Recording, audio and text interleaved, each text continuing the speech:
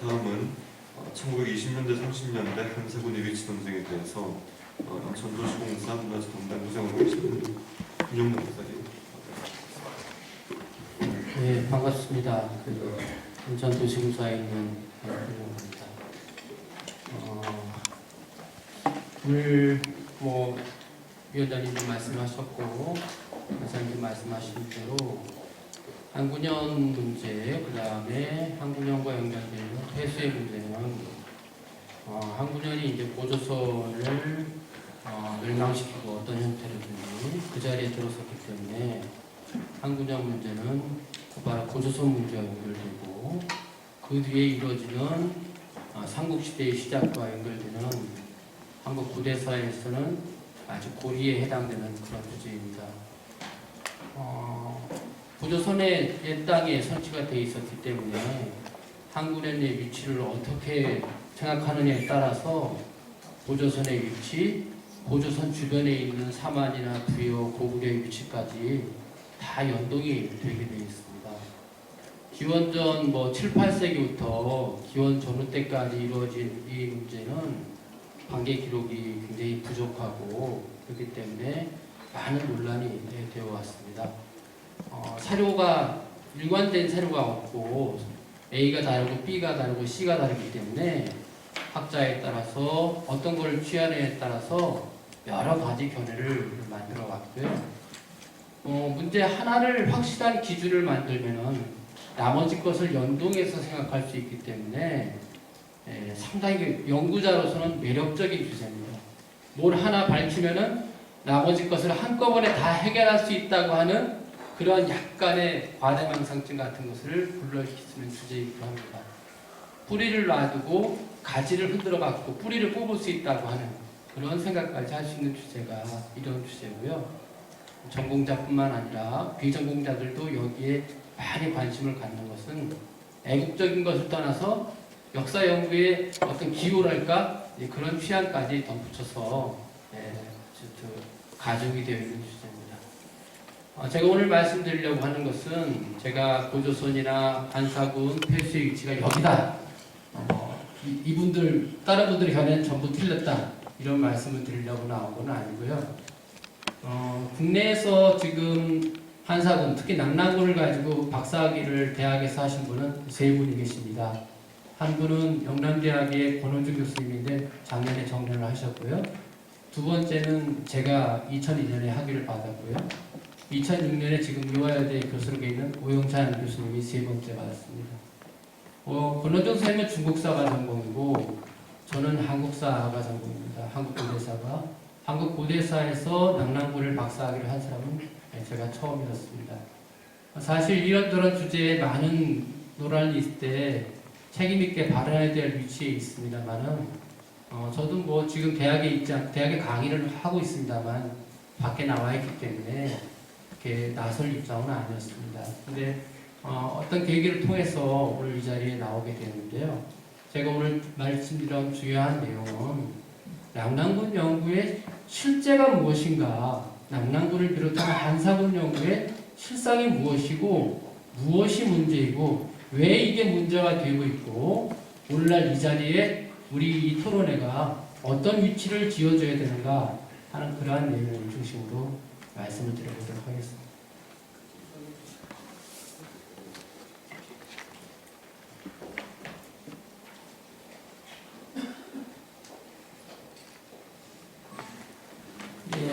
한군현 연구는 물론 한사군에 대한 기록은 기원전부터 물론 설치됐을 때부터 쭉 기록이 있습니다만은 실제로 구체적으로 위치가 어디냐를 이야기한 것은 명청대, 우리로 말하면 조선 후기 시대입니다. 명청대 중국 학자들이 아까 복희전 선생님이 말씀하신 복사왕의교라든가 명청 일통지라든가 여러 가지 만주월 이런 기록이 나와서 구체적으로 한사군 중에 임등군이 어디다, 낙랑군이 어디다 기록이 명청대에 처음 시작된이라면은 일관성이 없게 되어 있습니다. 반면에 조선 후기에 우리가 다 아는 다산 정약용이라든가 한백겸이라는 분들이 조선 후기의 실학자들이 굉장히 많은 연구를 했습니다. 사실상 오늘날까지도 한군현에 관한 모든 사료는 조선 후기 연구자들이 전부 다 이미 다 모아를 놨습니다. 모아를 놨고 A설에서부터 Z설까지 오늘날 쓰고 있는 학설의 대부분도 이 당시에 다 출연을 했어요. 낙랑군이 평양에 있다, 요동에 있다, 요서에 있다는 그 다음에 진보원군과 임등군은 실제로 설치되지 않고 서리상의 분열이었다든가 뭐 이런저러한 견해들을 많이 냈는데 당시 지금도 그렇습니다만 사료라는 게 차이가 많이 있습니다. 견해에 따라서. 그런데 이런 차이를 확정적으로 어디에 비정할 만한 객관적인 비교 자료가 없었던 것이 조선 후기까지의 상황이었습니다. 많은 연구가 있었지만 결론을 못 맺었다는 것입니다. 그러다가 1900년대 들어서 그런 사료의 차이를 확실하게 뭐를 기준으로 만들 수 있는 자료가 나타나게 됐습니다. 그것이 불행하게도 일본이 먼저 손을 대서 오늘날 저희가 고통을 받고 있습니다만 1910년도에 10년에서 13년 그리고 20년대 중반까지 일제가 한반도 서북지방에서 대동강유역과 대령강유역에서 낙랑과 관련된 글자가 많이 나오는 유물들 도장이라든가 봉리라든가 그 다음에 고분이라든가 이런 것들을 찾아내게 되고 또 하나는 낙랑군 연구에서 가장 중요한 것이 폐수에 중입니다만 폐수 아래 열수가 있고 열수 아래 대수가 있습니다. 낙랑군에는 3개의 강이 있는 것으로 기록이 되어 있는데요. 그 중에서 중간에 있는 열수가 어디냐라는 것을 확정할 수 있는 비석이 평안남도 용강군에서 비석이 나오게 되었습니다. 1910년대에 불행하지만은 일본에 의해서 조사가 됐지만 낙랑군의 문헌이 아닌 실제 유물을 통해서 어디가 중심지인가 하는 것을 생각할 수 있는 자료가 확보가 됐다는 거예요. 낙랑군을 기준으로 해서 주변에 있던 진본, 임등군의 위치를 상대적인 위치를 우리가 이제 알 수 있게 되겠다는 것이 중요합니다. 그래서 낙랑군이 평양에 있었다는 것은 이미 조선 후기 때부터 안정복이나 한추인이나 많은 분들이 이야기를 해왔지만 일본에 의한 조사에 의해서 그것이 조금 더 확실하게 된다 하는 말씀을 드릴 수 있게 됐습니다.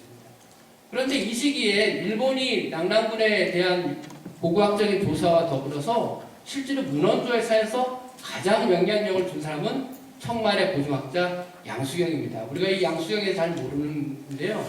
이 사람이 1835년에 태어나서 1915년에 살다간 청말의 최대의 고증학자입니다. 청말의 청대 3거리라고 해서 지리학 분야에서는 최고로 쳤던 그런 인물입니다.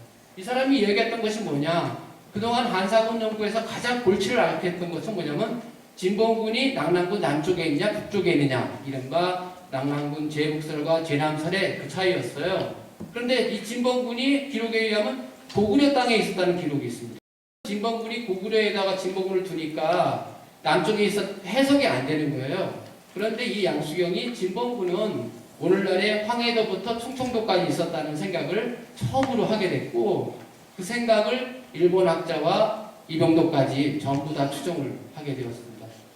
진봉 한사군 연구에서 문헌상에 가장 골치를 썩였던 것은 낙랑군 문제가 아니라 진봉군 문제였는데 그 진봉군 문제를 양수경이 단칼에 정리를 했다는 거예요. 그것이 한사군 연구가 문헌과 고고학과 더불어서 1920년대에 그야말로 상당히 많이 발전할 수 있는 계기가 되었다고 말씀드리겠습니다. 낙랑군의 고고학적 발굴과 양수경의 연구에 의해서 1920년대에 낙랑군에 대한 세부적인 연구가 가능하게 됐습니다. 낙랑군이 어떻게 변천했고 주변에 있는 진봉군과 임등군이 어떻게 없어지면서 낙랑군과의 관계를 가졌나 이런 것을 20년대에 밝히게 되었습니다.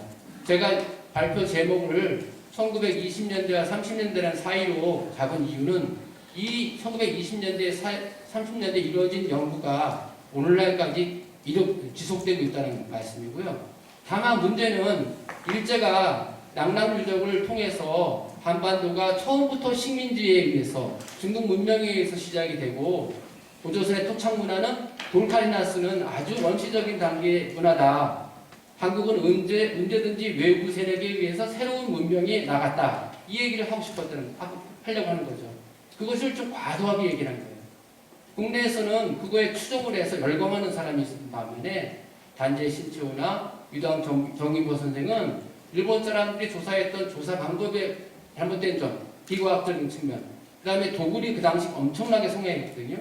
도굴에 의한 그런 것을 이제 강조하면서 일본 사람들의 연구의 부당성을 이야기하고 한사군이 한반도 안에는 없었고 압록강 너머에 요동이나 요소 지역에 있다는 것을 강조하면서 일제하 독립운동의 정신적인 이념으로서 사용을 해왔던 겁니다.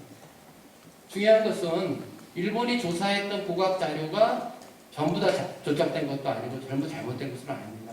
낙랑군이나 한사군 연구에서 가장 중요한 기여를 한 건 사실이에요. 다만 그것을 좀 과대포장해서 한국사에 아주 부정적인 요인으로 작용하게 했고 그거에 대한 반작용이 오늘날까지 이 자리까지 지속되고 있다고 할 수 있겠습니다.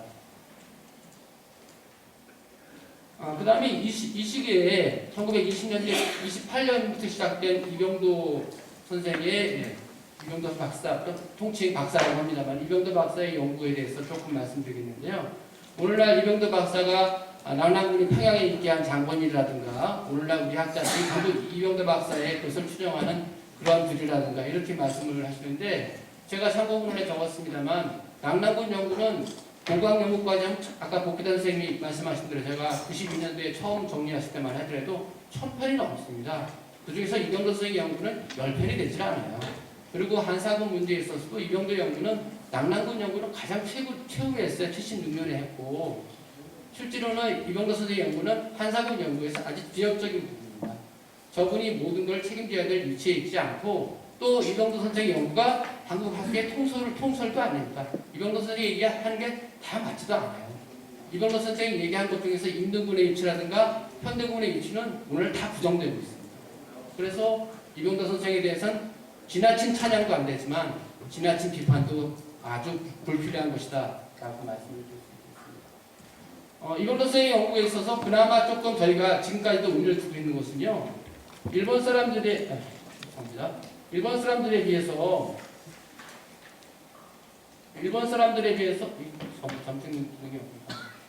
그 좌측에 우측의 세 개는 일본 사람들의 연구입니다.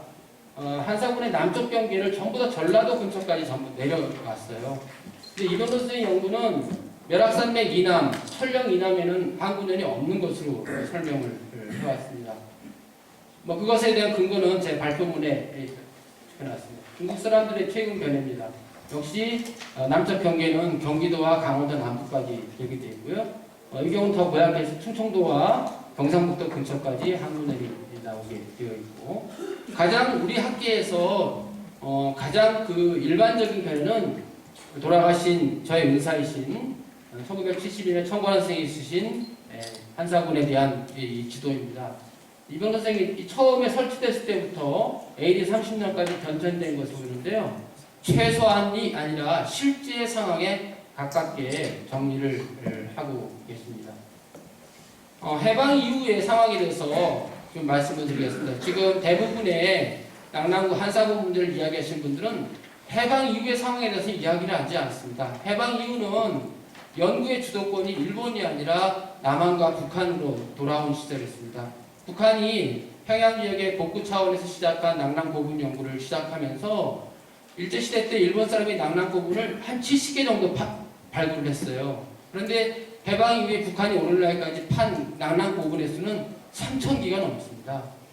70개와 3,000개는 엄청난 차이고 낙랑군의 전체 낙랑 문화에 대한 모든 이미지를 북한의 연구에 의해서 완전히 뒤바꾸게 되었습니다. 조사는 북한이 했지만 연구는 남한에서 했습니다. 국내 학계가 1980년대부터 북한의 조사 자료를 가지고 새로운 연구를 한 결과 한사군은 중국의 9년이긴 했지만 한사군을 운영하는 사람은 위만조선 이래에 살았던 고조선 사람이었고 그 사람들이 낙랑군의 실질적인 주인이었다는 것을 알게 되었습니다. 그것이 대단히 중요합니다. 오늘날까지도 한사군을 우리가 부정적으로 생각하는 것은 한사군은 중국인 사회고 중국인들이 실제로 모든 걸 주도했다고 생각하지만 껍데기는 중국이라고 하더라도 알맹이는 고조선 사람들이 했다는 것이 밝혀졌다는 것입니다. 그 적은 내용이 그것입니다. 그 다음에 북한의 발굴에서 가장 중요한 것 중에 하나가 1990년 7월에 발굴된 정백동에서 나온 경백동에서 나온 그 초원 4년 호구부라는 게 있습니다.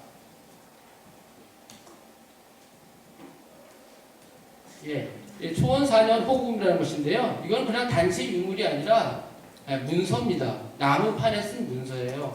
기원전 45년에 세용동검을 소장하고 있던 낙랑군 출신의 군현 관리가 낙랑군 25개 현의 호구 상황을 정리하고 그 전년도에 비해서 금년도에 인구수가 얼마큼 변했는가라는 것을 정리한 문서예요. 이것을 자기 무덤에 넣었어요. 그것은 이 사람이 넣은 무덤 안에 여러 가지 문서를 넣었는데 그 중에 하나가 이 문서입니다. 자기가 봤던 책도 넣고 자기가 근무할 당시 낙랑군청에 근무할 당시에 갖고 있었던 가장 대표적인 유물을 하나 넣은 게 아마 이건 것 같아요. 그런데 이 유물에는 낙랑군 25개 현을 이제 4개의 그룹으로 나눠지게 되어 있습니다. 그 4개의 그룹을 정리해 보면은 이 당시 기원전 45년 당시에 낙랑군 안에 과거의 진봉군, 임등군의 흔적이 다 녹아 들어가 있어요. 그렇게 보면 이 기록을 갖고 분석을 해 보면은 낙랑군의 중심부가 어디고 진봉군의 중심부가 황해도 북서부 지역 멸악산맥 북쪽이라는 점, 임등군은 강원도 쪽으로 내려가지 않고 평안도 동부와 환경남도 남부 지역에 한정된다는 것을 알 수 있게 되었습니다. 제 발표문에 머리인발이나 결론 그리고 별지로 나눠드린 한 장짜리 요약이 있습니다. 어느 것을 읽으셔도 제 견해의 여지를 이해하실 수가 있을 텐데요. 반사고 문제는 지금 일본 사람이 연구한 것을 누가 받아들이고 여기 오늘 이사장님이 와 계십니다만 동북아 재단이 그것을 감당하는 얘기가 아닙니다. 이미 굉장히 많은 견해가 있어 왔고 아주 오래전부터 정리가 되어 왔던 부분이에요. 낙랑군이 평양에 있었다는 이야기는 이병도의 견해도 아니고 누구의 견해도 아닙니다. 이미 이병도 이전에 정리가 됐던 견해고 그것이 맞느냐 틀리냐는 것은 당연히 검증을 해야 되죠. 하지만 현재까지 이제 토론 시간에 또 말씀드릴 기회가 있을지 모르겠습니다만 가지를 깎고 뿌리를 흔들 수가 없는 상황이 되어 있어요. 그것이 그러면 당신은 뭐 애국자가 아니냐 이렇게 해야할지 모르겠지만은 그게 사실은 사실대로 이해하고 그 다음 얘기를 우리를 해야지 그것이 진정한 애국이라고 저는 생각을 합니다. 이 정도까지만 하겠습니다. 감사합니다.